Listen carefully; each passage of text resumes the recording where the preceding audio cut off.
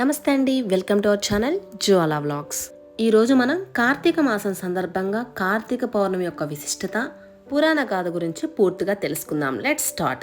కార్తీక శుద్ధ పౌర్ణమి లేదా కార్తీక పున్నమి అనగా కార్తీక మాసంలో శుక్లపక్షములో పున్నమి తిథి కలిగిన 15వ రోజు కార్తీక మాసంలో పౌర్ణమి రోజుకు చాలా పవిత్రమైనదిగా భావిస్తారు. ఈ కార్తీక పౌర్ణమి అనేది హరులకు అత్యంత ప్రీతికరమైన మాసం. అన్ని మాసాల్లోనూ కార్తీక మాసానికి ఒక ప్రత్యేకత కలిగినది. అది వేదాలు, పురాణాలు చెబుతున్నాయి. శివునికి, విష్ణువునికి ఇద్దరికీ ఎంతో ఇష్టమైన మాసం కావున మానవాళికి వాళ్ళిద్దరినీ కొలిచి తరిస్తే వారి శుభ అనుగ్రహం పొందడానికి తగిన మాసమని, దీనికి ఎంతో ప్రాశస్త్యం కలిగినది అని పురాణాలు తెలుపుతున్నాయి. ఈ మాసంలో ప్రతి దినము పవిత్రమైనదే. సోమవారాలు, 2 ఏకాదశులు, శుద్ధ ద్వాదశి, పౌర్ణమి దినాలు ఒకదానికంటే మరొకటి అధిక ప్రభావవంతమైనవి.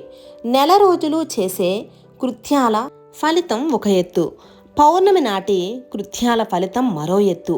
అందువల్ల అనేక వ్రతాలు, పూజలు, కృత్యాలకు, దైవారాధనకు అత్యంత ప్రాధాన్యత ఇవ్వాలని పురాణాలు వివరిస్తున్నాయి. అయితే మనం ఇప్పుడు పౌర్ణమి యొక్క విశిష్టత గురించి తెలుసుకుందాం. కార్తీక మాసంలో వచ్చే పౌర్ణమి అత్యంత మహిమాన్వితమైనదని పురాణాలు చెబుతున్నాయి. ఈ పౌర్ణమి రోజున శివాలయాల్లో రుద్రాభిషేకం చేయించిన వారికి సకల సంపదలు దరిచేరుతాయి. ఇందులో భాగంగా మహాన్యాసక పూర్వక రుద్రాభిషేకం, ఏకాదశ రుద్రాభిషేకాలు చేయించినట్లయితే కోటి జన్మల పుణ్యఫలం ప్రాప్తిస్తుందని విశ్వాసం. అంతేకాకుండా పౌర్ణమి రోజున కేదారేశ్వర వ్రతము చేసినట్లయితే శుభం చేకూరుతుంది. ఈ రోజున సన్నిహితులకు కార్తీక పురాణ పుస్తకాలను శుభాకాంక్షలుగా తెలుపుతూ అందచేయటం వలన పుణ్యం లభిస్తుంది. మహిళలు తమ సౌభాగ్యం కోసం పసుపు, కుంకుమ, పుష్పాలు, తాంబూలాతో పాటు కార్తీక పురాణాల పుస్తకాలను దానం ఇవ్వడం చాలా మంచిది.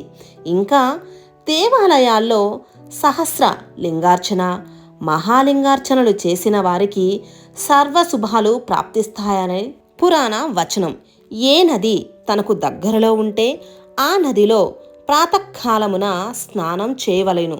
ఒకవేళ నదులు అందుబాటులో లేనప్పుడు నూతి దగ్గర గాని, చెరువునందు గాని స్నానము చేయవచ్చు. అప్పుడు ఈ కింద శ్లోకమును చదివి మరీ స్నానం ఆచరించవలను. శ్లోకం: గంగే చ యమునే చైవ గోదావరి సరస్వతి నర్మదే సింధు కావేరి జలే స్మిన్ సన్నిధిం కురు. ఈరోజు దీపారాధనకు విశేష ప్రాముఖ్యత ఉంది. శివ, విష్ణు దేవాలయాలు రెండింటా దీపాలు వెలిగిస్తారు.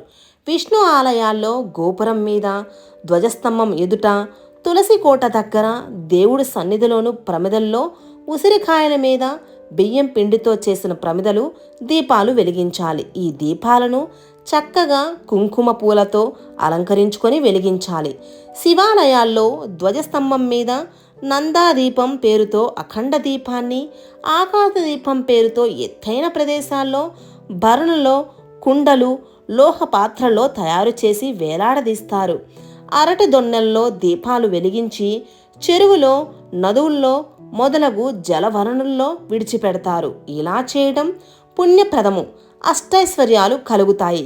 వైజ్ఞానిక పరంగా ఆలోచించి చూడగా ఈ కార్తీక దీపాలను వెలిగించే అనేక దీపాల వల్ల, వాటి నుండి వచ్చే వాయువుల వల్ల వాతావరణంలో కాలుష్యాన్ని తగ్గించి వాతావరణ శుద్ధి అవుతుంది. తద్వారా మనకు ఆరోగ్యం చేకూరుతుంది. ఈరోజు ఆచరించే వ్రతాల్లో భక్తేశ్వర వ్రతం ఒకటి. ఇది స్త్రీలకు సౌభాగ్యం కలిగిస్తుంది. భక్తురాలు కోరికను మన్నించి వరాలిచ్చే వ్రతం కాబట్టి దీనికి ఆ పేరు వచ్చింది. ఇప్పుడు మనం పురాణ కథ గురించి తెలుసుకుందాం. ఇది ప్రాచుర్యంలోకి రావడానికి ఒక కథ కూడా ఉంది. పాండ్యుడు, కుముద్వతి దంపతులు సంతానార్థం శివుని ఆరాధించి ప్రత్యక్షం చేసుకున్నారట. వారు చేసిన ఆరాధనలో చిన్న లోపం వల్ల సరైన వరం ఇవ్వదలుచుకోలేదట శివుడు. అందుకే అల్పాయుష్కుడు, అతి మేధావి అయిన కొడుకు కావాలా, పూర్ణాయుష్కురాలు విధవ అయిన కుమార్తె కావాలా అని అడిగితే కుమారుణ్ణే కోరుతారా దంపతులు. అతడి వయసు పెరుగుతున్న కొలది వారిలో గుబులు జోరెత్తుతోంది. ఆ సమయంలో శివభక్తి పారానులైన అలకాపురి రాజకుమార్తెపై వారి దృష్టి పడింది. ఆమె పిలిస్తే శివుడు పలికేంతట భక్తి శక్తి కలదని విన్నారా దంపతులు. ఆ పిల్లను తమ కోడలుగా చేసుకుంటే తమ బిడ్డను పూర్ణాయుష్కుడిగా మార్చే బాధ్యత ఆమె చూసుకుంటుందని ఆలోచించి అలాగే చేశారు. వివాహమైన కొన్నాళ్లకే భర్త కోసం యమభటులు వచ్చేసరికి విషయం తెలుసుకుందా సాధ్వి.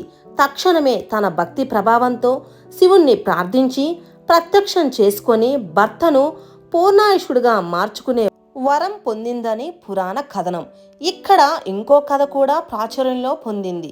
ఈ పౌర్ణమికు త్రిపుర పూర్ణిమ అని మరొక పేరు కూడా ఉంది.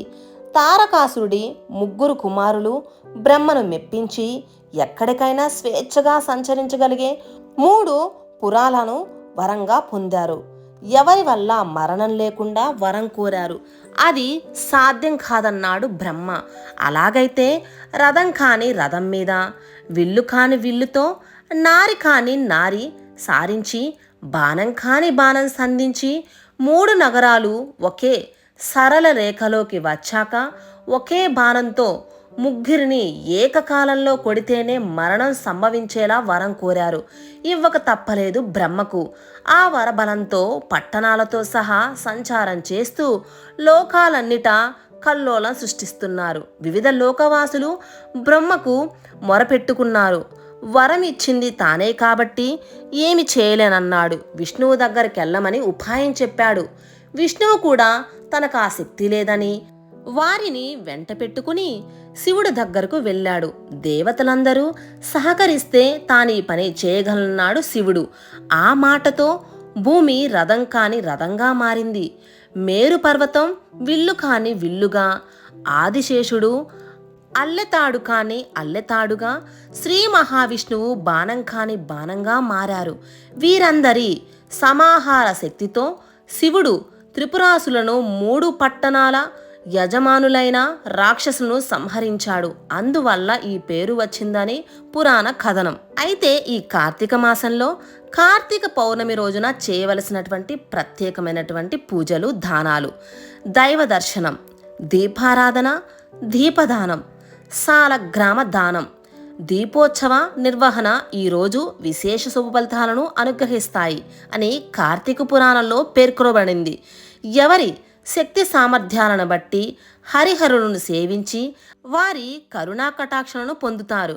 వీరిని ఎంత నిష్ఠతో తరిస్తే అంత శుభ ఫలితాలు ఉంటాయి. తెలుసుకున్నారు కదండి కార్తీక శుద్ధ పౌర్ణమి యొక్క విశిష్టత మరియు పురాణ కథ గురించి. ఇలాంటి మరెన్నో అద్భుతమైన వీడియోల కోసం జ్వాలా వ్లాగ్స్ ని లైక్ చేయండి, షేర్ చేయండి, సబ్స్క్రైబ్ చేయండి. Thank you so much friends. By by, take care.